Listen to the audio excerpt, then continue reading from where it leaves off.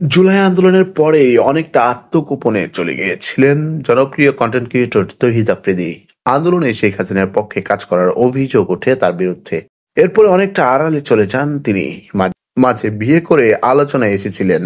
এবার আমেরিকার পক্ষ থেকে একটি পুরস্কার পান তিনি। সামাজিক যোগাযোগ মাধ্যমে এ বিষয়ে একটি স্ট্যাটাস দেন এই ইউটিউবার।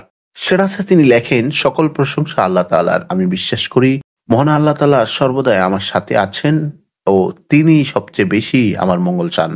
তার অশেষ মেহেরবানিতেই আমেরিকার প্রেসিডেন্টের তরফ থেকে লাইফ টাইম অ্যাচিভমেন্ট অ্যাওয়ার্ডে ভূষিত হলাম।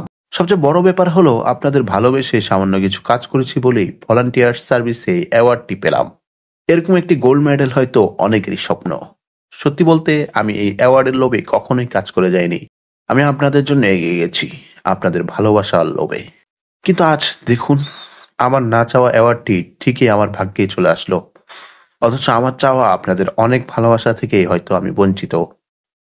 আমি এখনো বিশ্বাস করি আল্লাহ সর্বোত্তম পরিকল্পনাকারী। তিনি হয়তো আমাকে সামনে এগোনোর সঠিক পথ দেখাবেন।